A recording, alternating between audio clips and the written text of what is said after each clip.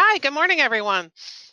This is Donna Will. I'm Professional Development Coordinator for Central Region and wanted to welcome you for another Employment First webinar. And today's topic is on the importance of transition services and supports. And we have several speakers today, Christy Stewart, Matt Elburn, and Alexandra Jones. I'd like to introduce Stacy Jones. Good morning, Stacy. Good morning, Donna. Thank you so Hi. much for that lovely introduction. Okay. She keeps us all straight here. I can assure you all, you have no idea. So hopefully everybody can see this quote on the screen. I saw this yesterday and it actually made me laugh out loud because I could relate to this. I imagine many people on this webinar can also relate and feel like there's just too many tabs open. And I know, along with other headquarters and DDA regional office staff, we've had the opportunity to speak to many of you frequently, just out and about, and I know how many wonderful initiatives everybody has going on just around so many different things. So I want to just say a quick thank you, and definitely in particular to the 6 organizations that are receiving technical assistance through our ODEP employment Employment First State Leadership Mentor Program. So next week we have 2 ODEP subject matter experts coming into Maryland to meet on site with those 6 providers. So we're really excited about that. And also a shout out to the 20 providers that applied and were accepted to take part in ODEP's Organizational Transformation Webinar Series 2.0, which started yesterday. Each of those webinars in that series is focused on a different aspect of organizational transformation, and this year's series goes a bit more in depth than last year's more beginner level series. So as that progresses, we will absolutely be interested in connecting with some providers that are participating just to hear your impressions and what you're finding most helpful about this particular series. So again, I recognize that many of you, probably everybody, have a lot of balls in the air, no matter what your role is, or a lot of tabs open, as it may be, both literally and figuratively. And I hope that this webinar gives you an opportunity to just close down a few of those tabs for a moment, just listen, and enjoy our wonderful co-presenters that we'll get to in just a few minutes. So we are here to talk about and focus on the concept of transition. And obviously the word can mean many things. So really quickly, I'm just going to put it in context for a bit today. In a more generic sense or general sense, it's just the process of changing from one state or condition to another. So I can transition from the parking lot to the restaurant. I can move from pre-K to first grade. I can transition from working in the morning to exercising in the afternoon. I can go from one job to another. I can move from one house to another. I can go from one state to another. And all of these things, large and small, happen countless times throughout our lives. Sometimes we don't think twice about it and we don't need any support. Other times these transitions are really big and we do need a lot of support, or different types of support, or support from different people. So specifically, today when we talk about transition, we're really going to be talking about the transition for students with disabilities from school to adult life. And why do we think it's important to focus on this? Well, it's no surprise to anyone listening. Historically, students and adults with disabilities have had more limited options, and limited options in whether we're talking about actual options in education, options in community life, employment, experiences, relationships, community membership, the list can go on. And as we know, similarly, students and adults with disabilities have had generally lower expectations placed on them early in life by people around them, and we know that this absolutely impacts outcomes later in life. So this is true for anybody, not just students with disabilities.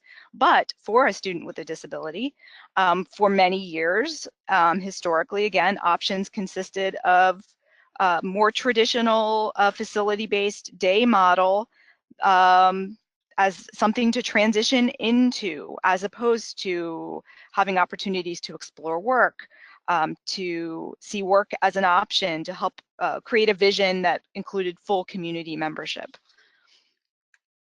So hopefully this visual isn't new to anyone either, but in case it is, it's a visual representation of the trajectory of a person's life.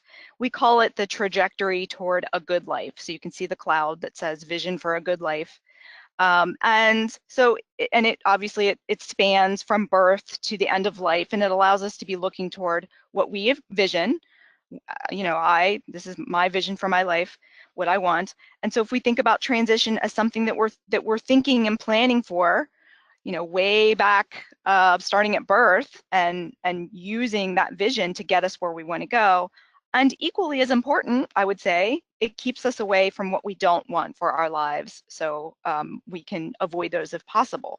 So again, this tool and these concepts are not disability specific, obviously, and we can use them for any of our lives, and it helps us remember this wonderful trajectory. So before I introduce our first presenter, I wanted to do 2 quick poll questions so we have a better idea of our audience. So Donna's going to bring up the first poll. We just want to know, do you support a youth with a disability in some capacity? It could be professionally, personally, formally, or informally, doesn't matter. In just a second, you'll see it.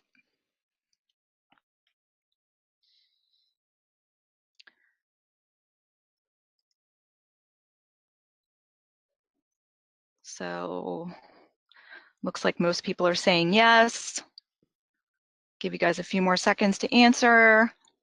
I had a feeling that that would be the case because there's youth all around us.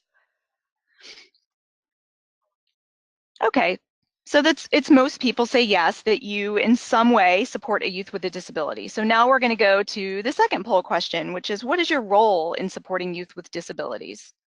And the choices that we're going to provide are going to be, are you family or friend of a student with a disability?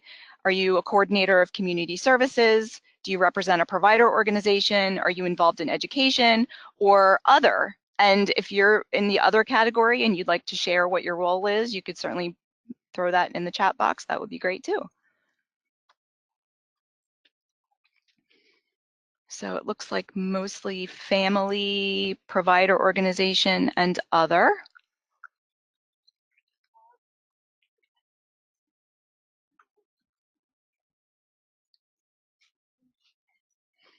Okay, terrific. So looks like 53% provider organization, 21% family friends, 8% CCSs, 8% education, and 10% other. So that's great.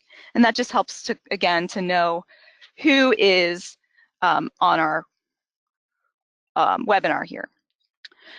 So enough background. I'm so thrilled to introduce our first presenter, and probably someone that needs very little introduction because she is doing so much work around Maryland and has been really a great partner with DDA and our other state agency partners, and that is Dr. Christy Stewart. Currently, Dr. Stewart is the section chief for secondary transition at the Maryland State Department of Education, Division of Special Education Early Intervention Services, and that is really hard to say, so I give her credit because she does it really well. In this role, she provides support and technical assistance to all local school systems in Maryland in the area of student transition planning and transition service delivery. This position also supports any statewide initiatives that leads to the continuous improvement of services. She is the project lead for a statewide core leadership group through the National TA Center on Transition, which she will talk a little bit about today. Dr. Stewart has over 25 years experience in the fields of special education, school to work transition, and employment and training of people with disabilities, especially those with significant support needs. She has several journal publications, various web-based training materials focused on integrated employment, self-advocacy, and inclusion, and she is just generally a really terrific lady. So DDA is thrilled that she's agreed to join us. So Christy, I am going to turn things over to you. Oh, thank you, Stacy. My gosh, I always get embarrassed when the bios are read because it's like on and on and on. But at the end of the day, I just love what I do. And I've only done this. This has been my first career. It's what I believe in. And it's always a privilege. And along the way, the hope is that you're going to make some differences with professionals or with families or with, most important, young people. But the bonus is that we get to meet and work alongside some terrific partners. So thank you, Stacy. So in getting started, I'm spending a little time with you this morning, and for some of you, I was looking at the webinar attendee breakdown. And some of you are in education and may certainly know a little bit about the transition process. And some of you may think you know and you need a refresher. So I'm going to kind of give a little overview, and then I'm going to speak a little bit about a few things that are pretty interesting happening right now in the landscape of secondary transition within the education realm. So I always start with this slide. We call it the big picture. So forgive me if you've seen this before, but I always start with this because I feel like it's a bit of my mantra. You know, there's so much legalese and policies that and requirements that we have to do by the law, but you know, the bottom line is we do the work up front in order for our young people to be best equipped to have that meaningful life and that full community rich life. So we always say that your first day of adulthood should be no different than your last day of high school. So if we've done our job right, that just means that all the supports and services that we've had along the way, that we've tweaked and realized this is how this young person learns best, works best, that should hopefully be in place when they walk across the stage and move into the next aspect of their life. And then we can say that we've achieved that seamless transition. So I like to kind of start with that. You can go to the next slide, Stace. So secondary transition and special education. We, you know, this is a chart that I use quite frequently because, you know, we try to break things down based on, obviously, when we think about this critical stage. And here in Maryland, we begin at 14 through 21, but we know the power of secondary transition practices are really in place to narrow those gaps that we know exist to meet those outcomes. So ultimately, we are working along the way to kind of level the playing field as best we can, but ultimately we want outcomes. Well, we want outcomes for all of us. Everybody wants the outcome if you put in the work. So here in Maryland, in our division of special education early intervention services, we have been operating off of a strategic plan. And the strategic plan has 3 action imperatives, and secondary transition is one of them, which is pretty groundbreaking in my world, because transition has often been obviously part of the IEP process and part of the transition planning, but it's been something that has been spearheaded oftentimes by a select group of people within a school system. So the idea that our leader, Marcella Frankowski, has said, we need to pay attention to this. This is 1/3 of our work. These are our students 14 to 21. It's pretty remarkable. So let's think of secondary transition and its importance. So we have to acknowledge, though, at the core of secondary transition, it's grounded in federal legislation. So the law says, so our big disability law for education is the Individuals with Disabilities Education Act.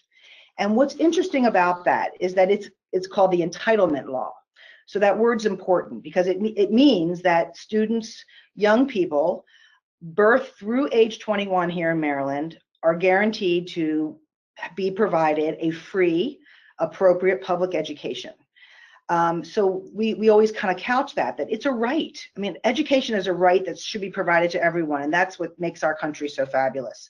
So for individuals with disabilities who traditionally were not receiving that, this law protects them.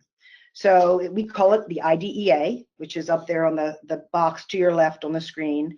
But what's interesting is that the federal law says that at age 16, every person that has an IEP must begin annual transition planning through the IEP process. So the IEP is our teeth. It's our legal document that equates to students being diagnosed with a disability and entitled to receive services. So in Maryland, if you look at the right side of the chart, our COMAR, which is our Maryland state regulations, there's also the power of transition in education, which is why in Maryland they said we should really start earlier than 16. So Maryland law requires that no later than 14, which oftentimes can be middle school, every person with an IEP must begin annual transition planning. So we're kind of saying, you know, not only are we saying it's important, we're saying it's so important that we think we should start earlier.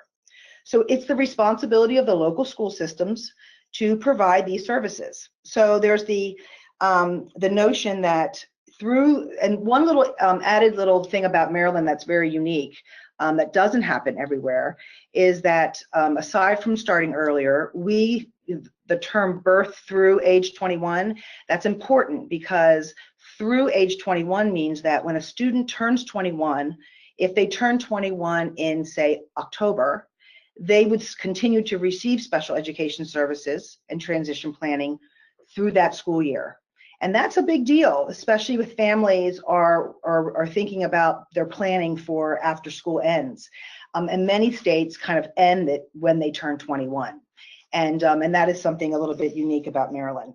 So equally important to the law is this effective transition planning that we keep talking about.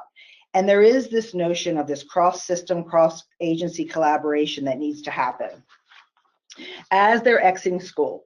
So if you look toward the bottom part of the chart, you see the two IDEA and COMAR coming together, and it says secondary transition. So that's the period of time that we are providing services. And I'll talk a little bit later about what those services may be. And then moving into post-school outcomes. But keeping in mind that this federal mandate requires states to provide this when students exit school, the federal mandate goes away. Other mandates take its place, but the entitlement of that free, appropriate public education goes away. And I think if there's one thing that those that are in education can agree with me, is that notion of entitlement versus eligibility is the hardest thing to make sure folks know about, make sure they're prepared for, because we don't want families and young people to be proceeding through this entitlement phase of their life and then to all of a sudden realize that everything's going away and there's nothing in place. And that's not what we want to see happen. So we want to prepare for the eligibility world. So again, for families and for students itself, this is an incredible learning curve. It's navigating a new system. And in many ways, it's beyond DDA, it's many different systems.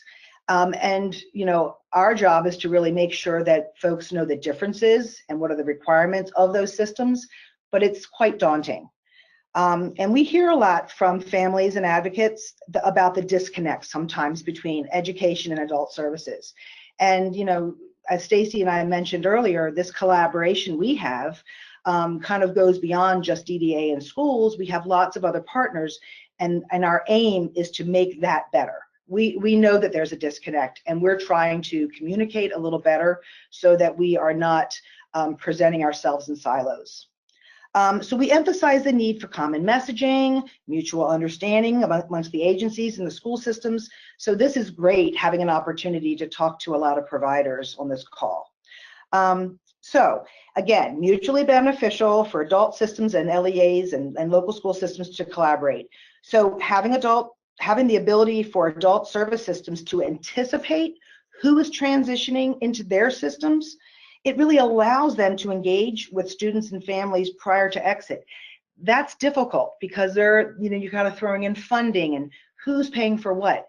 But the best practice part, think about how powerful that would be in that last year or 2 years of schooling under entitlement, to be able to almost have some conversations with the providers or with the agencies that will be providing services and supports. And I like to view it almost like these are two systems running next to each other, in a meet. And eventually one of the runners proceeds forward. It's almost like passing that baton so that you're not doing it so abruptly. And that's why we use the term seamless transition. We're ensuring that the services and supports that were in place and that were successful during school are in place as they enter adult services. So finally, then the other piece, thank you, Stacy. So that, to me, kind of talks more about the legal piece. This is what we have to do, and these are the things we want to do. So if I thought to myself, what is the perfect transition process? Because, transition's been around a long time, and people have been thinking about what are those characteristics beyond the law, beyond the requirements. And I like to think of it as the goal is to assist students as they progress through school and move into that adult world. So that sequential delivery of service components. So I view it like a flow of services almost, early in high school, maybe late in middle school, beginning those services and beginning those components that we know are yielding good results. That's one piece. The second one is what we've been talking about today, those transition partners, whether it's partnering with other school systems, partnering with your community, and that could be employers, it could be institutions of higher education, it could be independent living centers, it could be some of our providers, it could be also other families and other networking opportunities. That to me is looking at who's got what and how do we work together. And then that result is that uninterrupted collaborative transition from school, whether they're going into work, whether they're going into post-secondary education, whether they're going into their community. That to me is the perfect process. And I literally keep these little bullets on my near my desk to kind of constantly remind myself of that. Next slide. So the transition IEP. So these are things that there are 2 pages in our online IEP that are requirements based on that IDEA that I mentioned and also echoed in Kelmar. So there's a few things, and there's a few things that I want to just bring to your attention. Number one is the measurable post-secondary goal. The idea is that we want to be thinking way back at age 14, maybe even earlier, about where do you see your young person or that student, where do you see them as they're exiting school? So it's a post-secondary, it's after they've left. It's got to be measurable. We want to make sure that they have the necessary steps to achieve that. And what is it based on? It's building blocks. It's based on assessments. We have to know where students are. And, you know, age appropriate. Are they focused on transition on some of those activities and some of those environments, whether it's the workplace, the community, in a college setting, in a classroom setting, in the home setting? Those assessments should be frequent. They should be ongoing, because again, even like us, we have over the years changed our minds, gone in different directions. You need to continually assess that. The third piece is actually the action steps. We call those transition services, but we also think of them as activities. So those are the things that at 14, 15, 16, and so on, every year you will identify services that will get to your goal.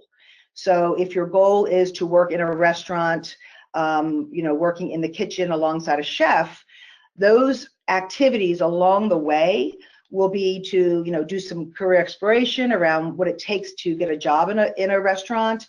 Maybe it's doing some job shadowing in a restaurant. Maybe it's getting a paid work experience or an internship along the way. We also have a course of study for students that are thinking about this area that they're going to be focusing on. Thinking of education in general, for general education, we have courses of study where you're kind of focusing all the courses to get to that, achieving that goal. This is no different. We have goals that we collect progress on an annual basis to make sure you're getting toward that post-secondary goal. And we also have a requirement for students to be, we call it the student invitation, and that's fine, but it's more about the student involvement. And that involvement is a continuum. We have lots of students that really aren't comfortable attending meetings or talking in front of people about themselves, but maybe they could do some pre-work and get involved in that way. And also the outside agency invitation. So different pieces, different parts, and that timeline of 14 to 21, it's going to be really crucial to have the agencies that will be anticipated with services to be part of the conversation. The next slide. So best practices. So, you know, this graphic kind of depicts, it kind of narrows down everything that I was just talking about. And we think of planning and programming for transition. They're all gauged to those 3 outcomes on the right part of your slide. You know, we always say to ourselves, it's, you know, how are we interacting in our community, in independent living, how secure are we and confident are we to be navigating the world after we leave school? But also we think of education and further training. We think of employment. And those are those big buckets of outcomes that we are moving toward. And there's obviously other outcomes, whether it comes to rec and leisure and social. But as far as education goes, this is what our focus is on. And, you know, we do think of it like, how do we implement these best practices? So we think of the puzzle piece self. So self goes into what I was talking about with assessment. So, we have formal tools, we have informal tools, we assess along the way. But really, we want to look at, like, what are the strengths, what are the needs, what are those goals that they have inside that they want to work on, and then more importantly, what don't we know about this young person? Because that's the beauty of special ed. It's not cookie cutter. It's not a puzzle piece that fits actually exactly like this. Everybody's a little different, and it really takes that assessment piece to really understand who that person is so that we can support them. You can go to the next slide, and then next slide, sorry. And then there's opportunity. It's really important to explore what's out there. Do your research. And again, you've got time. You've got some time. You have potentially 7 years of programming to really try to hone in on figuring out, what's going to be that match, what's that interest level for that young person, and then find out what's expected of them. What are the supports you're going to need? And again, those minds can change. They may change their mind of what they want to do. So it's important to kind of do the legwork. And that's what the opportunity piece is about. And the next slide is preparation. So we were thinking of in academics, modifying curricula in some cases, looking at core graduation requirements for young people that want to get that standard high school diploma. What is it going to take to get that? And remember, that diploma may be a crucial part of that post-secondary goal. For some of those career choices, it may be that you need that added lift of a standard diploma. But then also community and work experiences. We know the importance. We know what the research says. It's the #1 predictor, everyone, of a paid work experience when you are in school, is the #1 predictor of a positive, successful post-school life. And again, those extracurricular activities that kind of hone in as well on getting yourself ready. So here are a couple, this next slide just highlights a couple of, oh, I forgot about this one. Stacy and I talked about this yesterday. This is we're calling this the Maryland's Transition Continuum. This was about 3 years in the making labor of love. And I see that it's kind of looking wonky with some of the lettering. So we'll get that fixed for you guys. But the idea is that this will be a great thing to make a copy of and put in your office or put on your refrigerator, because we like to think of transition as really thinking back to what Stacy talked about with the trajectory of a good life. We've been, myself, I've gone through a process through when I was in kindergarten all the way through where I'm working on different things to get to my outcome. And there are things that are just good practices for all kids. We call that's the first column up top, the first row. What happens in birth through elementary school, some of the things. Now for kids with disabilities, we oftentimes need to accentuate some of those things. But again, it's that awareness of self, awareness of what's happening in the community, and then developing those. And then in middle school, you start to hone in a little bit. Formal transition planning begins, but you're talking about preparing for that career, looking at career exploration. High school, it gets a little bit more detailed. We're thinking of, basing on those interests, or kind of honing in again. Maybe it's those career preparation academics that all kids go through, whether it's career and technology education or those electives or work experiences. No different for our guys. But again, there's a few tweaks for our students with disabilities that we know they need. And one of the big things is the need for adult services. So that happens in that column as well. And then again, the desired post-school outcomes really are no different for students with and without disabilities. So we like to use this to kind of talk about a continuum of how we view transition.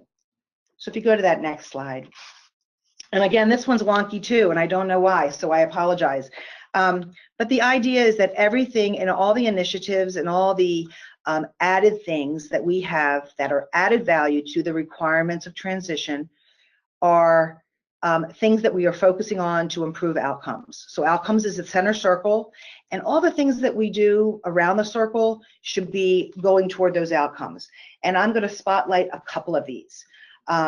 We know that there's lots of really good research out there that tells us really what to do and where we should be focusing our efforts. So that's the good news. The bad news is that sometimes it takes doing things one thing at a time, because there's oftentimes a lot of things to focus on. So the bolded second square, the strategic collaboration, I wanted to spotlight that just a little bit, to talk a little bit about a unique partnership that we have here in Maryland, that is engaging all state level agencies and other entities that, as I like to say, that anybody that kind of touches transitioning youth. And we can go to the next slide, sorry.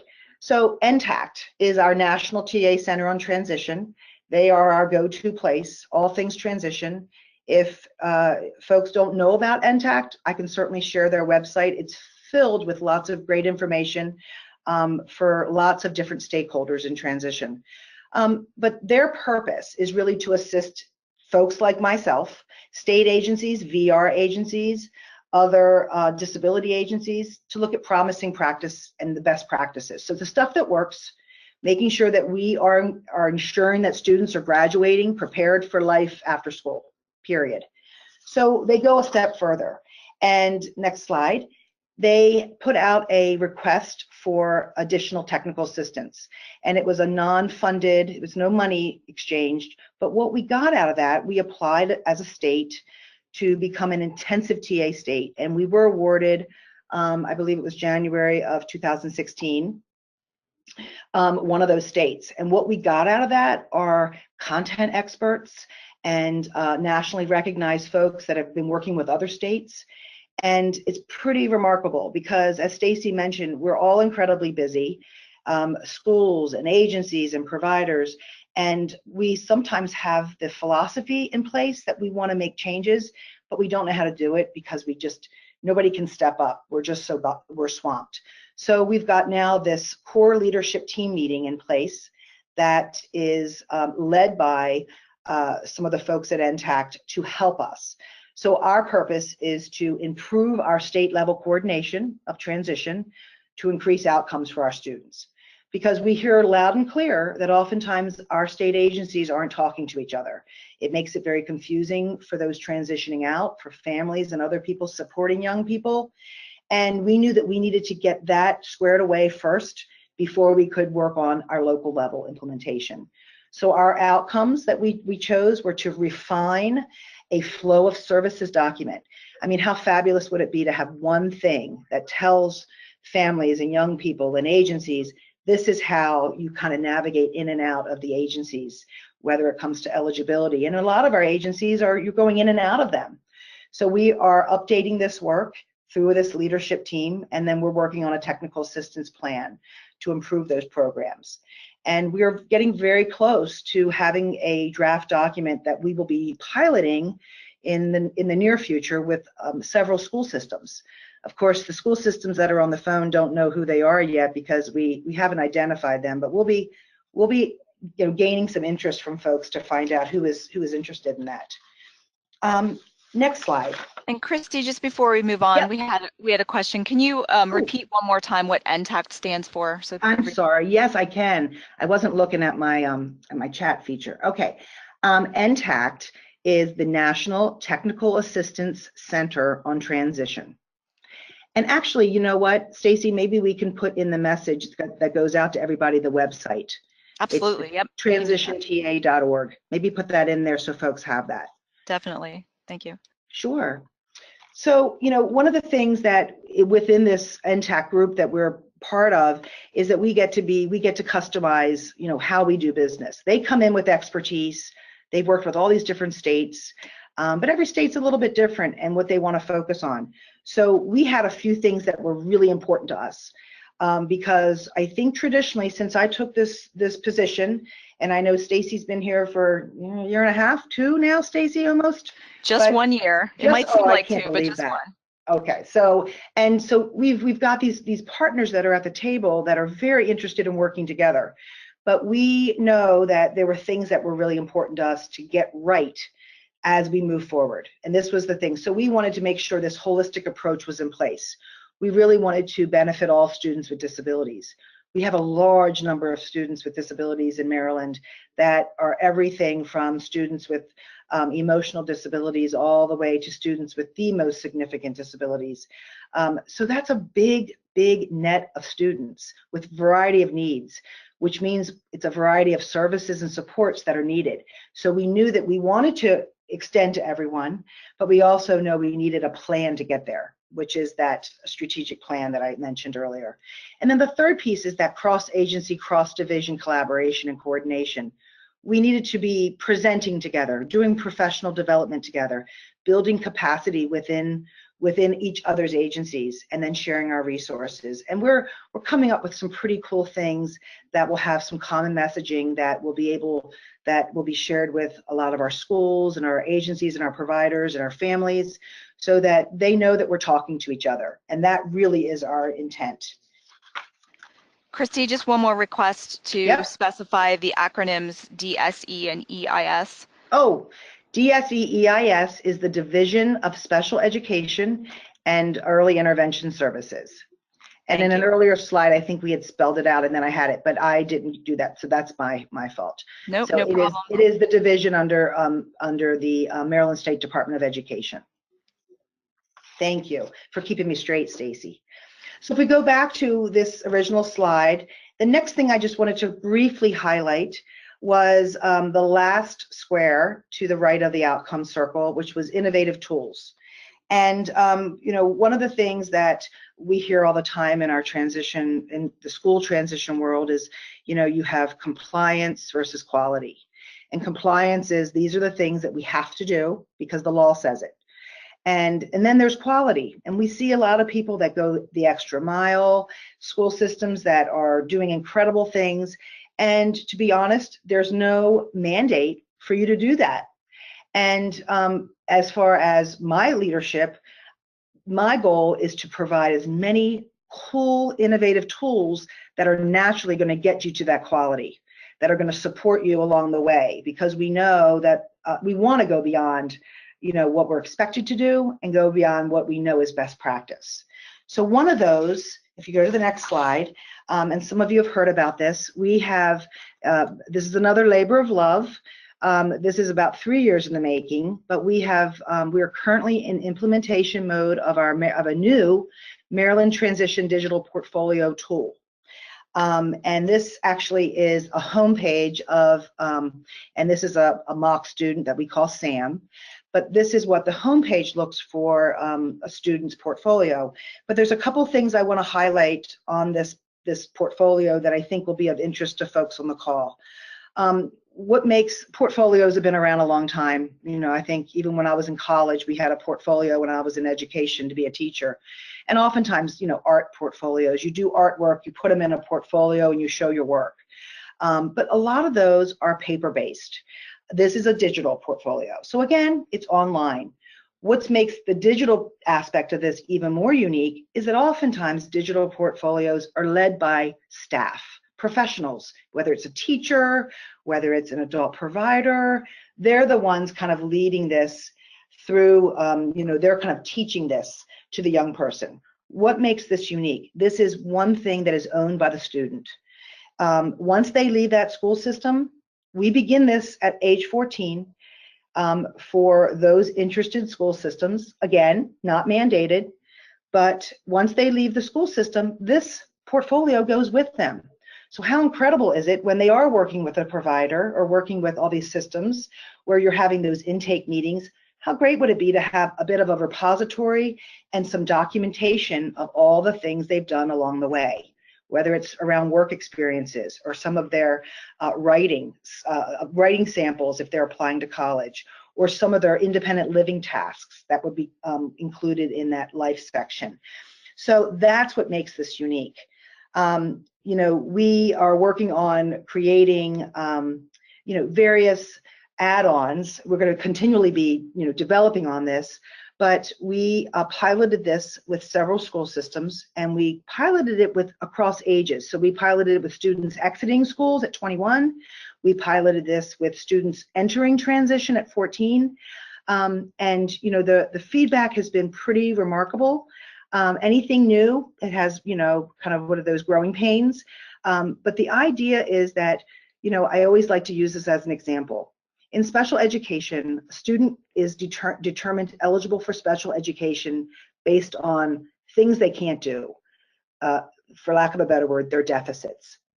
And we decided that it was really important for us to architect a tool for young people as they're transitioning out to be a strengths-based tool. It really was important because nobody presents themselves and presents themselves in a way that highlights everything that they can't do or everything that they don't do well. And it's so crucial when kids are leaving school is to be able to present themselves in the best light. And this does that. This is all the things that they can showcase. So there's a lot of details around that. You can go to the next slide. Christy, before we move forward, we just had a question from a provider organization about if somebody chooses their services as an adult service provider, how could a provider potentially access information that's in the digital portfolio? Right. That's a great question. And, you know, and we're learning a lot through our pilot because we have students that have kind of transitioned out. And one of the things that we are working on is in that last year is with the students and the family's permission, because again, this is something owned by the student, is what is the information that is included in a student's portfolio that would be beneficial as a provider is working with a student or is getting to know the family and the student. And that is something that we are looking closely at because that's the intent. You know, the intent is if you are going for a intake meeting with Doors, our VR agency, it's great to be able to pull up some of the information that would allow the VR agency to look at the qualifications and the requirements to make them eligible. So there's going to be more to come on this, and we will also be doing some further trainings getting into this with providers in the future. We just wanted this to be rolled out with schools right now, but you know the idea is that you can make any aspect of the portfolio public. Right now it's kind of it's under lock and key in the sense a student doesn't have it's not like the thing is out there that's on the website and everyone and their grandmother can see it. They can pick and choose the areas of the portfolio that they want to show. And certainly some of that comes with the transition planning of saying, hey, when you're meeting with a provider, you should be showing them these aspects. Because again, we want to architect this so it's really student driven, but students clearly, like any student, needs to be trained how to do that. So we're bringing in providers and families and other stakeholders to make sure that the process works for everyone. One thing also is that this, the tasks and the things that are included in the portfolio were vetted by several focus groups that included advocacy organizations and families and providers. So we really were very purposeful with architecting this in a certain way so it was student friendly, family friendly, even with its language and how we approach things. So you will be, as a provider, you know, you will be hearing about some coming up trainings or at least some show and tell, so to speak, about the portfolio. So you can be on the lookout when students are coming in. You can say, do you have a portfolio? Because we really wanted this to be, we can't mandate it because it's brand new, but we already have about 10 school systems that have indicated that they want to start the process of implementing this in their system. So that's pretty encouraging. So anyway, and I want to wrap up now, but we talk about the fact that we begin at 14. We encourage students to reflect on what they've learned along the way. And what I love about this is that students have a place to really see where they've grown. You know, I always think about when students first go out and do like their first work experience and where they are and then where they end up. How great to be able to kind of see that sequence and be able to showcase that. I think that's pretty powerful. So next slide. Lastly, we talk about those buckets of outcomes. So we kind of market this, and this is a student, the picture to the right is one of our pilot students from Carroll County. And this young man in particular was exiting school, and he led his exit meeting at his IEP, and this was him leading this.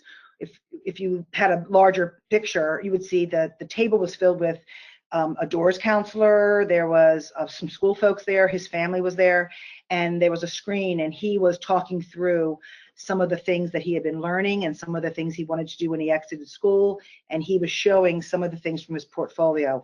Pretty darn powerful, because it really was about him, which is what it should be. So it's a showcase it's a vehicle to showcase your employability skills. For those wanting to go off to college, you could have all your necessary documentation to apply for college. And then also there's the part on there about really prioritizing the things you need to work on to be independent, whether it's living on your own, travel training, understanding your finances. It's a one-stop shop. So really excited about this. As I said, it's still brand new. If you have additional questions specifically about the digital portfolio, we have an implementation site that is public that gives some really good little explainer videos about what's in it for a student, what's in it for a family, what's in it for the schools, what's in it for adult world. I can get that link out to you right now. I don't know it off the top of my head, but I will get that out to you, to Stacy, to get out to everybody. Okay, well, I thank you guys so much for your time. I feel like I talked really fast and it was a lot of information, but please don't hesitate to contact me. I think you have my email, and any questions or suggestions or things that you've heard about that are cutting edge, we're always welcome to hearing them. So thank you guys so much. And I know Stacy's going to go introduce our next panelist, but well, you're not getting off so quickly because we do have a few questions. Oh no! Oh, I have no answers. Oh. I mean, obviously, people are very excited about the portfolio. That seems to be where most of the questions are coming from. It's such an incredible tool, and Yeah. It makes so much sense, really. Let's see. This person says, wow, cool platform, much more technologically advanced than an IEP and transition planning when I was a kid. Yeah, absolutely. That's great. By what tool will students, family be able to access this portfolio? Will it be web-based, by any search engine, or will it be acceptable only by school system online? That's a great question, and I didn't address that, but what's kind of interesting about this is that, as I said, this goes with them when they leave. So oftentimes, those of you who have, students, especially in high school, usually, I guess even more than high school, they're getting their own email address at a school system. So say you have an email address that is affiliated with, say, Worcester County Public Schools. Clearly, when you leave Worcester County Public Schools, that's no longer in effect. So there is a login page that gets access to, and that is usually through an email. And what we have been working with school systems about is if students don't have like a Gmail account, for example, we suggest that. But if they are in school, they can use the school email to access their portfolio. And then in those transitioning years toward the end, that will be part of the transition of then choosing a new email that would be something you carry on. But the beauty of this tool is that it can be accessed at a school library, on your phone, on an iPad, on a tablet, on a computer. It is a link. Ultimately, every student, what becomes their portfolio is a link. And that link could be shared, and you can share pieces of that. You could share the link and only show, say, for a disability support office at a college, you may only want to show them 2 or 3 documents, but you could share the link and just have those things be visible. Or if you were meeting with a provider and you wanted to talk a little bit more about some of those independent living skills, you could share that link with them and open up those things that you wanted to share. So we architected it so it was flexible and it could be used anywhere. We have had issues in schools with, I'm not technologically savvy, but things like the firewalls, and there's like these black lists and red lists and all this stuff. And it's just normal kind of precautionary safeguards in schools. And that's why we have a digital portfolio team that works with school systems to kind of work with their technology counterpart. And the same thing will happen as they're exiting school, that if folks are having difficulties, we can architect, it's like the back of the portfolio, you can architect it so it doesn't have those issues. But schools are especially tough because there's a lot of safeguards in schools because, they don't want students getting into any kind of unsafe situations.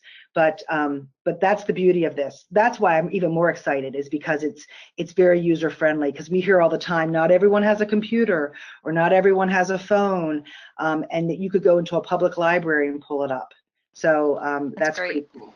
Thank you. And there's a couple questions sort of asking about which school systems are using them and time frames. But if I'm understanding correctly, it's really up to the student whether they want to use it or not. It's not necessarily that everyone would have one. Is that correct? Well, it's student owned. It's student owned and locally developed. That's kind of how we market it. When they're young, obviously they're in school.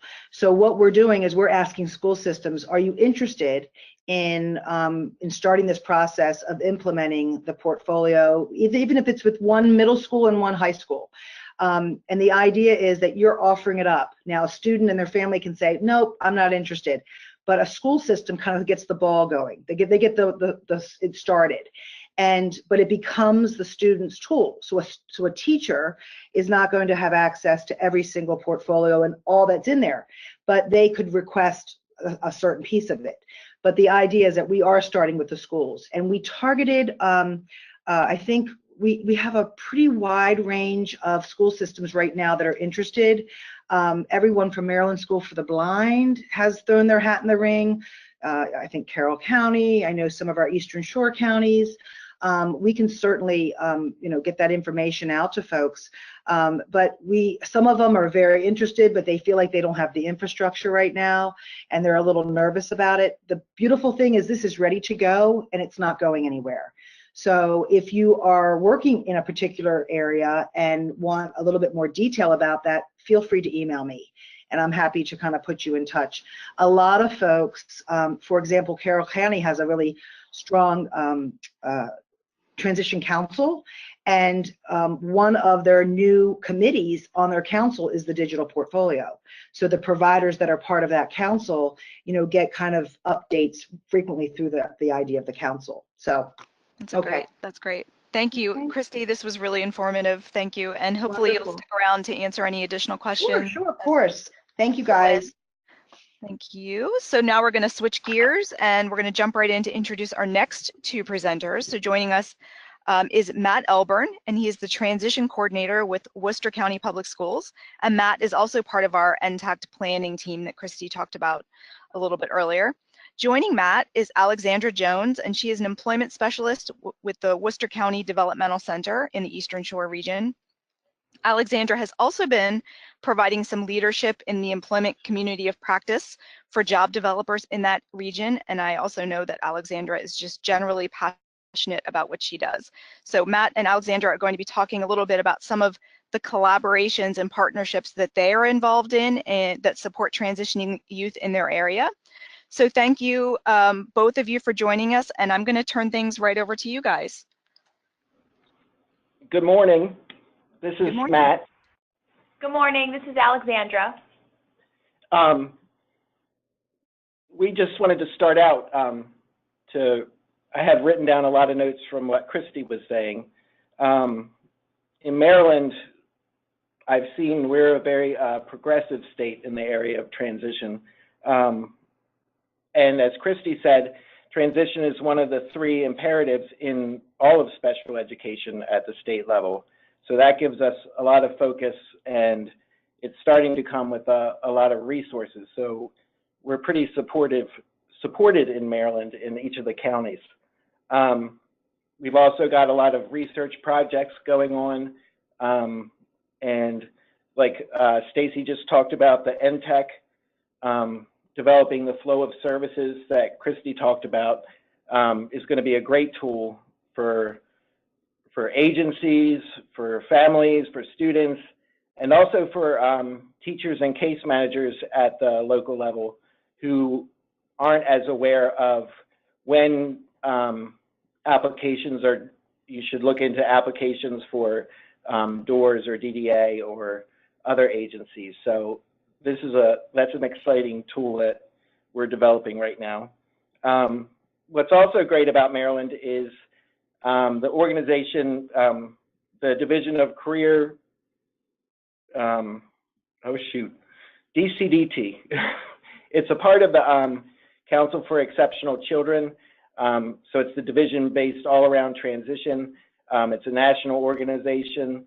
And one of the great things since Christy's been on is the representation of all the LEAs in Maryland, local educational agencies, the counties, at these the annual conference.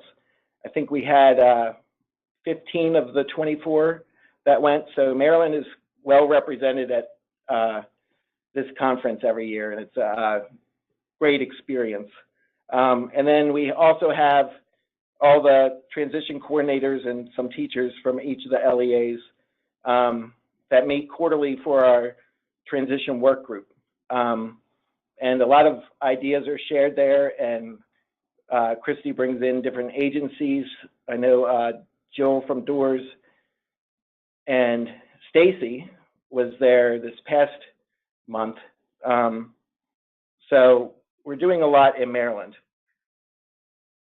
And just we wanted to talk about a couple things. We have a Tri-County Transition Council here down on the Lower Shore, which includes Somerset County, Wycomico County, and Worcester County. And then our relationship with Worcester County Developmental Center. And then two projects that we're working on right now, research projects, the Way to Work project, and also Project Search, which some of you may be aware of. Okay. And Matt, before you go to the next slide, we just had a request if you could say what the acronym LEA stands for. Local Educational Agency. So it's basically each county in the state of Maryland is a LEA. Thank you. And we'll try to be good about the acronyms and saying what they are. Thank you. Okay. This slide is all about our Tri-County Transition Council. This started, I don't know, I think we're in our 6th year, and it's called SWEET. We all voted on what the acronym was. This acronym stands for School to Work, Education, Employment, and Transition. Again, it's Worcester, Somerset, and Wycomico counties. So this involves all of the different agencies that surround transition. We all want to get together. We meet every quarter. It includes institutions of higher learning, Salisbury University, University of Maryland Eastern Shore, and Warwick Community College. Many members of the business community are involved. Obviously, Doors and DDA, the local people attend. And we've developed a lot of projects out of this group. We created our Tri-County 18 to 21 post-secondary transition program at Warwick Community College. That was developed out of this. And that's a collaboration between Doors, the local educational agencies, and Warwick Community College. And we discuss a lot about job development, job coaching, and different community linkages. All of the community resource providers are represented there too. And everyone's allowed, we go around the room and the different agencies or providers can give updates or things that are going on, and there's a lot of collaboration. And the group's been growing a lot over the past few years. And we're also looking at, as anywhere, resources are dwindling. So we look as a tri-county on the Lower Shore. We have a lot of similarities between the counties, so we look to combine our resources to make sense. Okay, you can go to the next. Oh, and you can keep it on that slide, but also our Tri-County group just this past Saturday put on a transition conference. It was our 3rd transition conference. We held it at the community college. We had some guest speakers, and then we had some breakout sessions. One of them was make your way through DDA. And we had sessions for families and for youth. So you could choose which ones to go to. And we had a really good turnout. So that was pretty successful. We had a few students that were speakers to talk about their experiences with their employers after they left school, and how it was important that during school they had all of these work experiences. And I just wanted to jump in. This is Alexandra.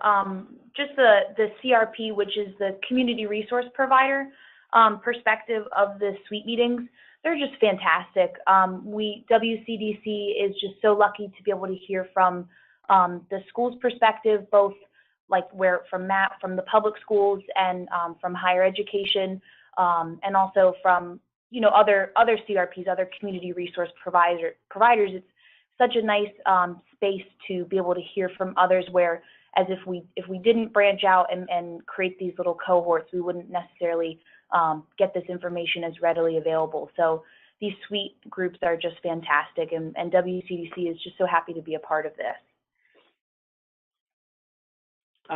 This next slide is a new research program. It's called Way to Work, and this is all based on all of the research that we know that Christy discussed about the relationship between work experiences in school and successful employment after school. There are, I believe, 5 states that were awarded this grant, and 4 in the state of Maryland, 4 LEAs were selected to join the project. And Worcester was one of them, one of the 4. And there's going to be, next year, there's another 4 joining. So it's going to be 4 years worth of study. And it's for students with disabilities in their second to last year of exiting. So for most, those who are getting diplomas, it would be 11th graders. And if students are staying till 21, it would be the second to last year before they exit. And what we do is, it's a partnership. This is the great part of it too. And you'll see the theme through all of this is all of the partnerships between school and CRPs and different agencies, as we try to make the connections. So obviously we have WCPS, which is Worcester County Public Schools. We have 4 different CRPs represented: Worcester County Developmental Center, Abilities Network, St. John's, and Bay Area Center for Independent Living. Mm-hmm. So we've had a growth in the number of CRPs down on the lower shore. It used to not be very many. So again, this is a great way to collaborate between these groups. And DOORS obviously is one of the huge players in all of this. It's through them. They actually pay the CRPs for providing job development services. Our business partners, obviously the students and their families, and the University of Maryland. So we started, it's a, I guess you can forward the slide. Yeah. So it's a 2-year research study. So we'll be doing 2 years. And students are, there's 2 groups.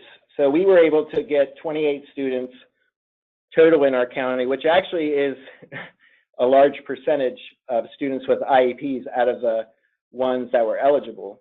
And they are randomly assigned into enhanced group, enhanced services, or usual services. And so we obviously have 14 and 14 in the 2 groups. Enhanced services are what the CRPs are providing. And the usual services, students, this was kind of a contention at the beginning among some people that they're not getting the services. But those are the enhanced services. They're not losing any services. They're getting what they would normally get. So some of the things that are the positive parts of this program is early engagement with pre-ETs indoors. So right now we've assigned students need to get their paperwork in for their pre-ETs student information. So we're finishing that up now. I think we only have 2 students left to complete that part. And then students have to have a minimum of 2 work-based learning experiences, which are 6 to 8 weeks long, and those are supported by the CRP and their staff. And then by the time you graduate, the expectation is we'd have at least 1 paid work experience, which can be full or part-time, and it's actually paid for by the employer. So obviously the goal is for competitive paid employment after graduation. And Matt, I just wanted to throw in there, in case people are unfamiliar with pre-ETS, that it stands for Pre-Employment Transition Services through the Division of Rehab Services, for people that may not be familiar with that acronym. Okay, yes. And so what all of the things, the enhanced services, all of the work experiences, you'll develop job skills. Every student has to have a positive personal profile, which looks at what skills they have, what their interests are, what they need to reach their goals. Students have to have a resume afterwards with references. And also, all of these students are going to be, as Christy had talked about, are going to have a Maryland digital portfolio that we'll be using probably in their 2nd year, and all of the students will complete and make entries into that. So that's a good way to, we're very excited to be able to use this tool. Anything else on way to work? I think the only thing 2 things I would add to way to work from the provider's perspective is, and Matt can correct me if I'm wrong, but myself and our other job coach will help if you're wondering like where the adult agency provider comes in here. Like, we'll help with the resume and the cover letter and references, and follow along services and things of that nature. And I just Matt and I had a conversation yesterday with Way to Work, and I remember in all of our early meetings the reservation about enhanced services versus usual services. And I had said to Matt the other day, there is no difference in the usual services. It's what they would normally get. But this research project is so exciting because the enhanced services group can really change the course for future students to come after the 2 years of this study. So that's just extremely exciting to be a part of. And the school system has been so great getting us our positive personal profiles on all of the students, and just really doing everything they can to contact us with the students, put us in contact with the students. That's been really helpful. And Alexandra, would you mind, just because you are representing a provider organization, can you describe a little bit what that work looked like on your end? What were the services you were providing students that you got hooked up with earlier? Yeah, so it's very, we're in the very preliminary stages of Way to Work. We definitely, we're definitely getting the ball rolling here. Hopefully this answers your question.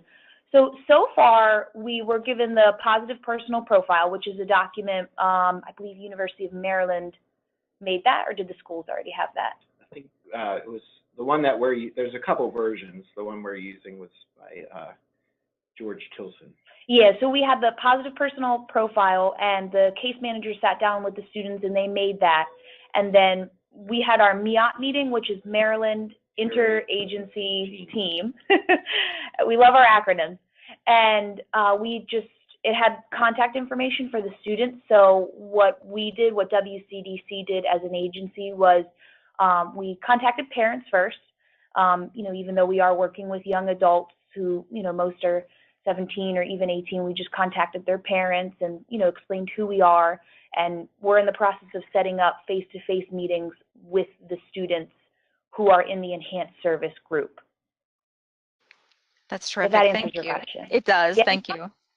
And some agencies have already made face-to-face meetings. St. John Community Services, I want to give them a little shout out because I just thought this was so sweet. At our last MEOT meeting, they had started meeting with students, and one of the students is really interested in culinary arts, and the employment training specialist from St. John's challenged the student to a bake-off. So they're having a bake-off right now. So that's just one of the things. Oh, that they're we're right doing. down the street. I should try to see if I could go down there. Yeah, maybe they'll give you some samples. That's awesome. just like a fun example. You know, we do a lot of cut and dry stuff. You know, resumes, cover letters, and references, and that was just a really fun real life example. You know, really highlighting the students' wants and desires, and that was just really cool to hear St. John's doing that. So that's just one example. And so it would be safe to say that an ideal outcome of your work with the students is that you're going to be able to build that relationship and be able to, again, thinking about the trajectory, help students make more of that seamless transition right into the world of work that you might not be able to do if you didn't make those early connections. So I'll be anxious to hear a year from now how that looks for you guys. Mm-hmm. Yes. We are too. We're all anxious. Great, thanks. I think we can go to the next one. You can go to the next one. Okay. And I just want to quick pause for a second. For those of you who don't know about Worcester County Developmental Center, which I will constantly refer to as WCDC, I just wanted to take a quick second and read a little blurb about our agency, and then kind of explain like what I do. So Worcester County Developmental Center is a nonprofit organization located in Newark, Maryland, and we provide services to adults with disabilities. We do an individual directed approach, and each person, with the assistance of their team, is the architect of the support system outlined in their individual plan. We have a whole host of programs and services that we provide in our facility as well as the community. We have day habilitation, supported employment, which is the department that I'm under, and we have janitorial services, greenhouse lawn care, food service, laundry, and the list just goes on.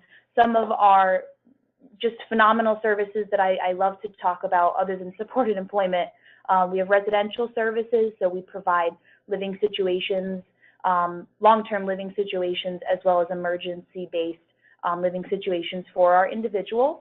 And we have personal supports. So we have personal supports facilitators that go out into the community. They serve as mentors.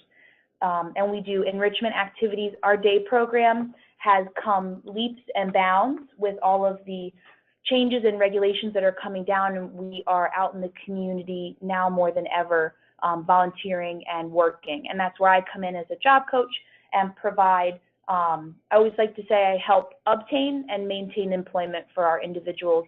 And I also work with individuals who do not attend a day program that are just completely community bound. So that's a little bit about WCDC for those of you who didn't know.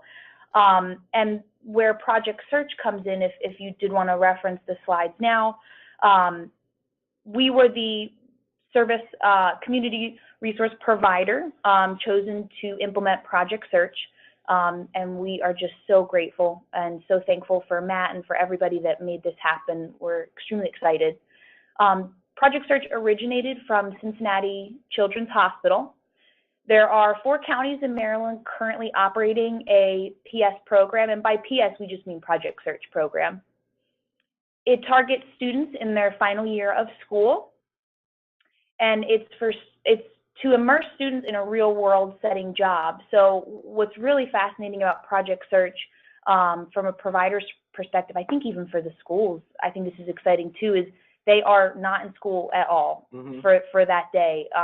They are completely at our host hospital, which is Atlantic General Hospital, also known as AGH. So they spend all day at AGH. the day is split between 3 job rotations, and we have WCDC in parentheses right there because that's where the adult service provider comes into play. So for those 3 job rotations, myself and our other job coach will go in and coach the students one-on-one. We'll be there to provide those hands-on supports. And then there's classroom instruction and WCPS, which is Worcester County Public Schools. That's where Matt will come in and they'll provide classroom instruction. And just there's so many other learning opportunities. Project Search is still in its early stages. We just literally got our, our licensing agreement in the mail the other day, and we're signing off on everything. But that is a little overview of the Project Search. If you want to go to the next slide, Stacy. Again, I just want to echo what Matt said. One of the themes that we're really trying to highlight here is the collaboration. And Matt and we're really collaborating. We're squeezed behind this little desk here, and we wanted to present this panel together just to really show that unity that adult agencies are really standing with the local school systems. So this right here, if you look to your slide, this highlights all of the partners. Now, obviously, there's so many partners in play here, but these are the heavy hitters that we wanted to highlight. So the center circle, where it says employment opportunities after school, that's the goal of Project Search, is employment opportunities after school. And that's where the whole immersion into the host hospital really comes into play. That's why we immerse the students there for so many hours a day. We have WCPS, the schools. We have WCDC, which is us, the adult agency provider. We have DOORS, which again is Division of Rehabilitation Services. We have DDA, Developmental Disabilities Administration, our students and our families, which are the key players, very key players, and Atlantic General Hospital, which is our host hospital. And that is a little bit about Project Search. I was noticing, Stacy, I don't know if maybe this was our fault, but Matt and I had some slides. If you go to the next one, you can go to the next slide. So we'll obviously take questions. But I apologize. No, it's okay. No, we can always send this. We had a lot of PowerPoint trouble the other day, but we can always, I can email you the links that we had up there. But it's really simple. Like if you just pull up Google, and it's as easy as, if you just Google Project Search, Cincinnati Children's Hospital. Same thing with Way to Work. You can look up Way to Work Maryland, or if you wanted to look up like some of the other states that are doing Way to Work, it's like California. You can look up those to see what they're implementing. But it's just as easy as Googling. Project Search has some fantastic videos that really outlines exactly what the relationship is, how Cincinnati's got it off the ground. So definitely look into, we'll look into getting those links to you so that all of our attendees can do that research as well. Yeah, we'll add all of those, and there were a couple resource items that Christy mentioned. We'll add all of those into the PowerPoint, and then we'll just resend the updated PowerPoint to all of the participants today, so everybody will have them. Awesome. Just want to open up if anybody has any questions for any of our panelists, and thank you, Alexandra and Matt, for that overview. It sounds like the partnership that you and the rest of your team members are working on is going to be very beneficial to all of those students. I don't see any questions coming through. We're just going to give it another second because usually there's one or two last. Feel free to keep typing them in there, and I'm going to I have a couple last minute things that I want to talk about before we end for the day. I like to just kind of bring things back around because there was well, first of all, we had a lot of acronyms, which it's crazy, isn't it? How many acronyms we have in our field. If somebody that was not related to this field listened to this webinar, their head would be spinning with. But a couple of the themes that emerge for me, listening to Christy and listening to Matt and Alexandra, and also just thinking about my own experience with transition, is a couple of themes. Talk about it often, talk about it early, and don't think of it as just a moment in time and that it's just going to be inevitable. But there are interventions and things that we can all do to make it a positive thing.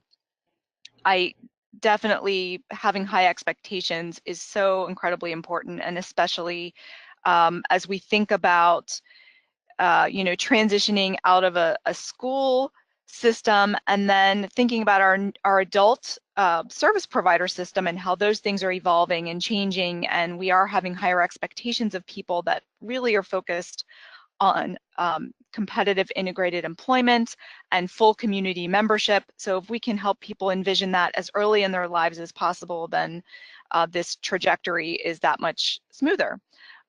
Definitely a theme that I heard from all three of our presenters is collaboration. So nobody's working alone, everybody's working with multiple partners. And I also would like to acknowledge around that there are a lot of partners out there, a lot of state agency partners and community partners, just typical community members and employers and all of those people that that we didn't necessarily highlight today, but that are absolutely part of this as well. And we, as we continue to work on our state agency partnerships, we will have more opportunities to do some joint, as Christy said, joint branding and joint messaging and those kind of things, joint trainings. So look for more of that to come in the future. If you haven't been part of a local transition council, or if your area doesn't have one, start one or join one, because as you heard from all of our presenters, those collaboratives, those councils, those teams and those partnerships are where all of these wonderful outcomes emerge, whether it's a project that's time limited or it's a long-term collaboration, whether it's partnerships with other people in the community that come together and have conversations about what can we do together. I can't express enough. Those are just wonderful ways at the local level to make things happen. So I strongly recommend getting hooked up with a group or creating one. If there isn't one, then just start the conversation. And absolutely, as we think about employment first, everybody here was focused on employment and the path to employment. And as Christy stated, the incredible importance of work-based experience as an indicator for post-school outcomes of employment. So the more that we can all collaborate to make those happen on the front end, the better it is for the transition. So I'm sure that there are more, but those are the themes that come to mind for me. While I have a captive audience here, I just want to note that we do have a webinar series coming up in the month of April, June, and July. And the reason I'm bringing it up or keep bringing it up early is because there's going to be a time change. So I know a lot of people have a webinar just built into their calendar. It's going to be the same day. It's going to be the third Friday of each of those months, but it's going to be from 1 to 3. And this series is going to be presented by one of our ODEP subject matter experts, Sarah Murphy from San Francisco, and she's going to be talking about community-based day. And we're really going to focus down on what does it look like to provide quality community services, and particularly the role of a direct support professional. And so we want to have a lot of participation in these webinars, get as many people as you can that might be interested, whether it doesn't matter your role, the more the merrier. So just wanted to make everybody aware of the 1 to 3 time change. And there is a webinar in May that's going to be the typical time. So I just wanted everybody to have that on their calendar. So it doesn't look like we have any more questions. Oh wait, we do have a question. Hold on, let me take a look here. See if I can read it.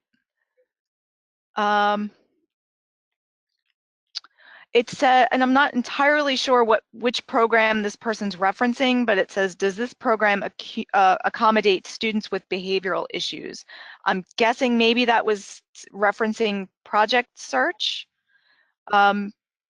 Do you guys have thoughts on being able to accommodate a wide variety of students in those programs? Now, between the two, Way to Work is randomly assigned. So I know in our situation, we would have, we do have a couple of students, but we're going to provide the services and see where we go. And then our others, we have for Project Search, we can only select 8 students for this project. Thanks, Matt. Stacey, sorry, if I can too, I think when it comes to behavioral questions with students. I think it would just be a matter of, reaching out for technical assistance, like if there was any support we needed, like training on how to, handle situations like that. We've been offered for both projects, for Way to Work and Project Search, we've been offered so much technical assistance trainings. And as an adult agency provider, we do handle behavioral issues. And I think it would just be a matter of, if for whoever asks this question, like if if you're looking at implementing a research study like Way to Work or Project Search, and you have individuals with behaviors, it would just be a matter of open communication with schools and adult agency providers, and just reaching out for that technical assistance, just to see if that was a need, if that helps at all. That's helpful. Thank you. And just another huge thank you to all three of you. I appreciate your time. I appreciate your knowledge and experience in helping us. And I know this is just the tip of the iceberg when it comes to these issues, but I think it was provided a really nice broad perspective of what transition is and different ways we can think about it. So definitely more to come. Thank you everybody for participating. Thank you for everybody that listened in. We're going to end the webinar. So everybody have a wonderful weekend.